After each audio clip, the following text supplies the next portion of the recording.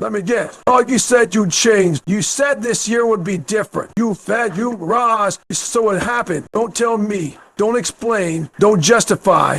Prove it. See, words don't lift weight. Words don't run miles. Words don't get up at 4 a.m. when that bed feels like heaven. You don't. But most people, they fold when the pain shows up. They retreat when it gets real. They run from their own reflection. You want to be the exception? Then shut the hell up and prove it. Prove it when no one's clapping. Prove it when you're tired, broken, and full of doubt. Prove it when your legs are jelly, your lungs are fire, and your mind screams, quit. Is that the moment that separates the fakes from the finishers? You said you're hungry? Then eat the pain. Digest the grind. Fuel your fire with every failure they laughed at. You don't need permission. You don't need motivation. You need one thing, a mirror. And when you look into it, ask, am I who I said I'd be? If not, get back to work. The truth hurts, but it builds. So stop hiding behind talk. But Jim, stop pretending progress. Stop dressing up weakness with excuses. Do what respects. Prove it. You want to change? Prove it. You want to be elite, uncommon, relentless? Prove it. Every damn day. No applause. No spotlight. Just you with you. Prove it. Break cycles, escape average, rise from the ashes. But the truth is, you've mastered the art of sounding motivated. You built a highlight reel of intentions, dreams, and plans, but you haven't built any real results. Your mouth is putting in more reps than your body. You speak like a beast, but your actions move like a ghost. You post quotes about hard work, but hit snooze when it's time to wake up. You talk about discipline, but you flinch at discomfort. That's the trap. Talk gives you a dopamine hit. You feel accomplished just by saying it, so you never actually do it. But no one cares what you say you'll do. They care what you finish. That gap between your words and your reality, that's where regret lives.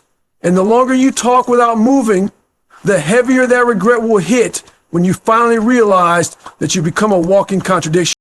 See, action is the only thing that counts. Nobody ever changed their life by talking about it. Nobody ever built a legacy on promises. The school board doesn't care how inspired you were. It only shows what you actually did. You can read every book, watch every motivational video, and talk for hours about what you're going to do next week, next year, next phase. But unless you're moving the needle, grinding in silence, suffering in the shadows while everyone else is resting, then you're lying to yourself. You're not hungry, you're just loud. Real hunger doesn't talk. Real hunger works, it bleeds, sweats, and sacrifices when no one's watching. And until you start acting more than you talk, you'll keep circling the same mediocre mountain, full of plans, but empty of progress. Enough with the words. Lace up, lock in, get real, prove it. Everyone's a warrior until it gets uncomfortable. Everyone claims to want greatness until pain knocks on the door. Then suddenly you're out. You tap out, fold, make excuses, and walk away with some pretty little reason dressed up like logic. It wasn't the right time. I'll try again later. It just wasn't meant to be. No, you quit because it got hard. You quit because the process didn't cater to your comfort. You quit because deep down you expected this thing to be easier than it actually is. But greatness isn't handed out. It's earned. Rep by rep. Setback by setback. Mile after brutal mile. You thought growth was supposed to feel good? You thought becoming unbreakable was going to come with breaks? Let me tell you something. Your limits don't live in the easy. They only show up when things get ugly. When you're tired, broken, uncertain, and still pushing. And most people never get there. They quit before they ever even meet themselves. See, it's easy to keep going when you're winning. Easy when the weather's nice, the gym is empty, the plan's working, and your body feels great. But what happens when nothing is ideal? When everything in your life is telling you to stop? Do you? That's the test. That's the line that separates the dreamers from the doers. You quit when it gets hard because somewhere deep down, you're still negotiating with yourself. You're still hoping there's a shortcut, a softer way, a version of the grind that doesn't hurt, but that version doesn't exist. You either build calluses on your mind or you break. You either stay in the fight or you run every time the pressure rises. Every time you quit, you reinforce weakness. Every time you walk away, you teach your body that discomfort is the finish line. So if you want to stop being average, stop quitting. Learn to suffer. Learn to stay. Learn to finish, especially when it gets hard. That's where the transformation lives. You say you're on a mission, but every move you make screams desperation for attention. You're addicted to validation. You dress up your struggle for likes. You record your workouts not to inspire, but to be seen. You don't grind in silence, you grind in selfie mode. And when nobody claps, you stop.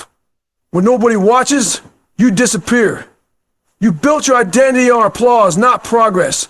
You measure success in praise, not pain. But here's the truth. External validation is a drug. It gives you a quick high, but leaves you empty. It fools you into thinking you're building something when you're really just performing. You crave someone to tell you you're doing great because deep down you don't believe it yourself. You think 100 lights can drown out the sound of your own self-doubt, but they can't, they never will. Until you get real with yourself, until you stop needing others to approve your journey, you'll always be at the mercy of someone else's opinion. Look around. Who are you doing this for? Because if it's for the audience, the followers, the compliments, then you're already lost. The real ones, the uncommon among the uncommon, they don't chase validation, they chase the standard.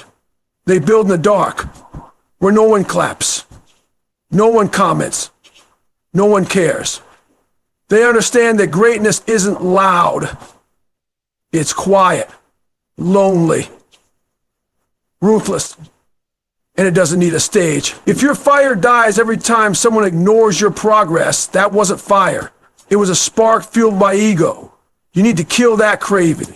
You need to stop begging for someone to notice you and start becoming someone who doesn't need to be noticed. The only validation you need is from the voice in your head when you're alone, exhausted, and unrecognized, but still showing up. When that voice says you didn't quit today, that's the only damn applause that counts. Do it for you, or don't do it at all. You know exactly what I mean. That mirror, you avoid it, not because it's just glass, but because it tells the truth. It doesn't lie like your friends. It doesn't sugarcoat like your social media. It doesn't nod along like the people around you who are just as average as you are. That mirror exposes you. It reflects back everything you're trying to hide. Your excuses, your softness, your unfinished business. You avoid it because deep down, you know you've been coasted. You've been talking discipline but living in comfort. You've been saying next level but moving in circles. You look everywhere except at yourself because you don't want to face the fact that the enemy isn't your circumstances, your past, your boss, your genetics, or your situation. It's you.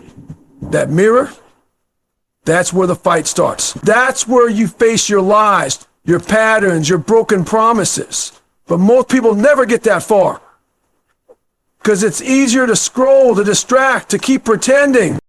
You can dress up your life with productivity apps, motivation videos, inspirational quotes, but none of it matters if you still flinch when it's time to face yourself.